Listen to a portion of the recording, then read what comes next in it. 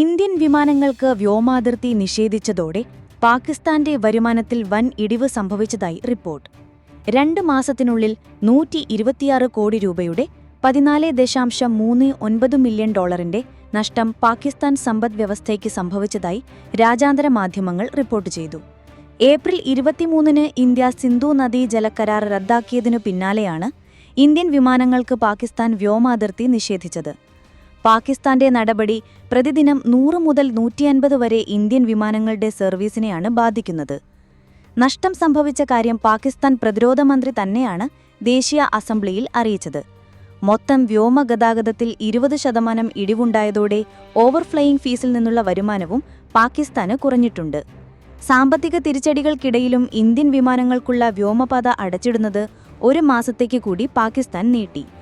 August 24 വരെയാണ് വിലക്ക് നീട്ടിയത്.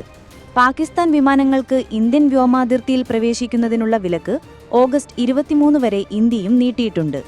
പാലക്കാട് ചിറ്റൂരിന് സമീപം വിളയോടി ഷൺമുഖം കോസ്വേയിൽ കുളിക്കാനിറങ്ങിയ വിദ്യാർത്ഥികൾ മുങ്ങിമരിച്ച രാമനാഥപുരം സ്വദേശി ശ്രീ ഗൗതം, അരുൺകുമാർ എന്നിവരാണ് മരിച്ചത്. കോയമ്പത്തൂർ കൽപ്പകം കോളേജിലെ വിദ്യാർത്ഥിയാണ് ശ്രീ ഗൗതം. 6 പേരടങ്ങുന്ന സംഘമാണ് വിളയോടിയിലെ കോസ്വേയിലെത്തിയത്. എടത്വം മുസ്ലിം ലീഗ് അവരുടെ രാജ്യം സൃഷ്ടിക്കാനും അതുവഴി എല്ലാവരിലേക്കും ശരീഅത്ത് നിയമം കൊണ്ടുവരാനുമാണ് ശ്രമിക്കുന്നതെന്നും SNDP യോഗം ജനറൽ സെക്രട്ടറി വെള്ളാപ്പള്ളി നടേശൻ.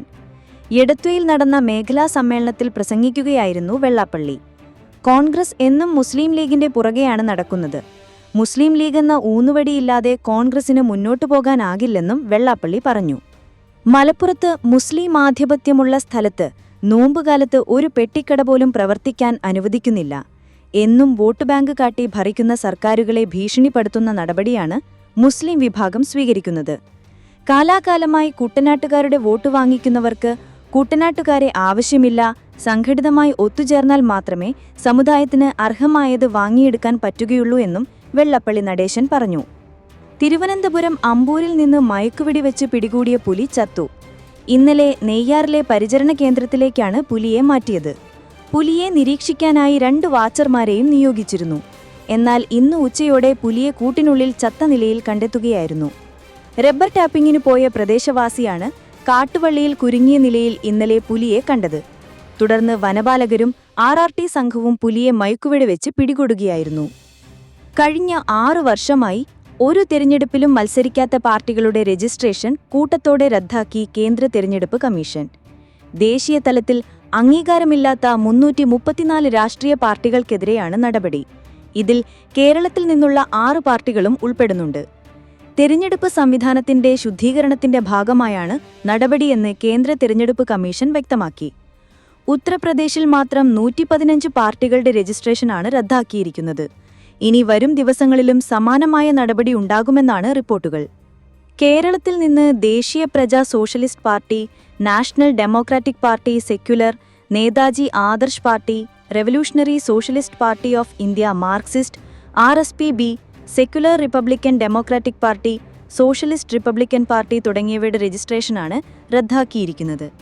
ഇതിൽ 4 പാർട്ടികളുടെ ഓഫീസ് തിരുവനന്തപുരത്തും 2 പാർട്ടികളുടേത് തൊടുപുഴയിലുമാണ്. രജിസ്റ്റർ ചെയ്ത വിലാസത്തിൽ ഈ പാർട്ടികളുടെ ഓഫീസ് പ്രവർത്തിക്കുന്നില്ലെന്നും കേന്ദ്ര തിരഞ്ഞെടുപ്പ് കമ്മീഷൻ വ്യക്തമാക്കി. റഷ്യയിൽ നിന്ന് എണ്ണ ഇറക്കുമതി ചെയ്യുന്നതിന് ഇന്ത്യക്കെതിരെ ഡൊണാൾഡ് ട്രംപ് പ്രഖ്യാപിച്ച അധിക തീരുവ US-ന് തന്നെ തിരിച്ചടിയാകുമെന്ന് മുൻ സുരക്ഷാ ഉപദേഷ്ടാവ് ജോൺ ബോൾട്ടൺ. ട്രംപിന്റെ നടപടി ഇന്ത്യയെ റഷ്യയുമായും ചൈനയുമായും കൂടുതൽ അടുപ്പിക്കുമെന്നും US-നെതിരെ ഈ 3 രാജ്യങ്ങളും ഒന്നിക്കുമെന്നും ജോൺ ബോൾട്ടൺ പറഞ്ഞു. തീരുവ വർധന US-നെ സംബന്ധിച്ചിടത്തോളം ഏറ്റവും മോശം ഫലമാണ് നൽകുന്നത്. റഷ്യയിൽ നിന്നും ചൈനയിൽ നിന്നും ഇന്ത്യയെ അകറ്റാൻ US പതിറ്റാണ്ടുകളായി ശ്രമിക്കുകയായിരുന്നു. ഈ നീക്കത്തെയും തീരുവ നടപടി ദുർബലപ്പെടുത്തും. ഈ നീക്കം US-ന് വൻ തിരിച്ചടിയാകും. ഇന്ത്യയുമായുള്ള ബന്ധം വഷളാക്കിയത് US-ന്റെ ഒരു പ്രധാന ലക്ഷ്യത്തെ തന്നെ ദുർബലപ്പെടുത്തി. CNN-നോട് സംസാരിക്കവേ ബോൾട്ടൺ പറഞ്ഞു. ട്രംപിന് ചൈനയോട് മൃദുസമീപനമാണെന്നും ബോൾട്ടൺ ആരോപിക്കുന്നു. ചൈനീസ് പ്രസിഡന്റ് ഷീ ജിൻപിങ്ങുമായി കരാർ ഒപ്പിടാനുള്ള ധൃതിയിൽ ട്രംപ് US-ന്റെ തന്ത്രാത്മക താൽപര്യങ്ങളെ ബലികഴിക്കുന്നു. ഈ നീക്കത്തിലൂടെ പുടിൻ തന്റെ അജണ്ട മുന്നോട്ട് കൊണ്ടുപോകാനും ഇന്ത്യയ്ക്കുമേൽ US അടിച്ചമർത്തിയ തീരുവയെ ഒരു വലിയ തന്ത്രത്തിന്റെ ഭാഗമായി ഉപയോഗിക്കാനും അവസരം നൽകും, ബോൾട്ടൺ പറഞ്ഞു.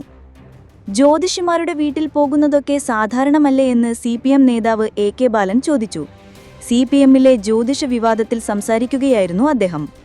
തന്റെ മണ്ഡലത്തിൽ എത്രയോ ജ്യോതിഷിമാരുണ്ടെന്നും താൻ അവരുടെ വീട്ടിൽ പോയി വോട്ട് ചോദിച്ചിട്ടുണ്ടെന്നും AK ബാലൻ പറഞ്ഞു. ജ്യോതിഷിമാരുടെ വീട്ടിൽ കയറാൻ പാടില്ലെന്നാണോ പറയുന്നത് എന്ന് AK ബാലൻ ചോദിച്ചു. അത്തരം കാര്യമായി സംസാരിക്കും, നല്ല ബന്ധമുണ്ടാക്കും, ആശയവിനിമയം നടത്തും. അതിനർത്ഥം അവരുമായി യോജിക്കുന്നു എന്നല്ല എന്നും AK ബാലൻ പറഞ്ഞു.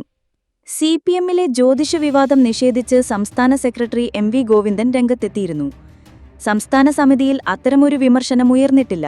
മാധ്യമങ്ങൾ ഓരോ കാര്യം ഉണ്ടാക്കിക്കൊണ്ടുവന്നാൽ അതിനോടെല്ലാം പ്രതികരിക്കേണ്ട കാര്യമില്ലെന്നും ഗോവിന്ദൻ വ്യക്തമാക്കിയിരുന്നു.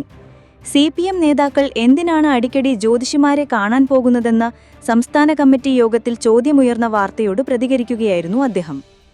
കണ്ണൂർ രാജ്യസഭാ MP C സദാനന്ദിന്റെ കാലുകൾ വെട്ടിയ സംഭവത്തിൽ CPM പ്രവർത്തകർ കുറ്റക്കാരാണെന്ന് പറഞ്ഞതുകൊണ്ട് അവർ അന്തിമമായി കുറ്റക്കാരാണെന്ന് കരുതരുതെന്ന് CPM കേന്ദ്ര കമ്മിറ്റി അംഗം EP ജയരാജൻ പറഞ്ഞു. തെറ്റ് ആർക്കും സംഭവിക്കാമെന്നും അദ്ദേഹം പറഞ്ഞു. ഭരണഘടനയും നിലവിലുള്ള നിയമവ്യവസ്ഥയും വെച്ചുകൊണ്ടുള്ള സ്ഥാനം കോടതിക്കുണ്ടെന്നും അതുകൊണ്ട് എല്ലാ കാര്യങ്ങളും 100% ശരിയാകണമെന്നില്ലെന്നും ജയരാജൻ കൂട്ടിച്ചേർത്തു. CPM ആരെയെങ്കിലും ആക്രമിക്കുന്ന പാർട്ടിയോ കാലും കൈയും വെട്ടുന്ന പാർട്ടിയോ അല്ല. ജീവൻ കൊടുത്തും ജനങ്ങളെ സംരക്ഷിക്കുന്ന പാർട്ടിയാണ് പാർട്ടി. തങ്ങളെ വെട്ടാനും കൊല്ലാനും വന്നവരോട് പോലും സ്നേഹവാത്സല്യത്തോടെ പെരുമാറിയ പാരമ്പര്യമാണ് പാർട്ടിക്കുള്ളത്. കോടതി കുറ്റക്കാരാണെന്ന് വിധിച്ച നിരവധി പേരെ വിട്ടയച്ച സംഭവം ഉണ്ടായിട്ടില്ലേ എന്ന് EP ജയരാജൻ ചോദിച്ചു. കൊടിസുണിയുടെ പരസ്യമദ്യപാനത്തിൽ കേസെടുത്തതുമായി ബന്ധപ്പെട്ട ചോദ്യത്തിന് കേസെടുത്തില്ലേ, ആദ്യം അത് അംഗീകരിക്കൂ എന്നായിരുന്നു EPയുടെ മറുപടി. ഏത് വിഷയം വന്നാലും അതേപറ്റി കൃത്യമായ അന്വേഷണം നടത്തി നടപടി സ്വീകരിക്കും. ദിവസം മണിക്കൂർ താമസിച്ചുപോയെന്ന് പറയുന്നതിൽ ഔചിത്യമുണ്ടെന്ന് തോന്നുന്നില്ല എന്ന് EP ജയരാജൻ പറഞ്ഞു.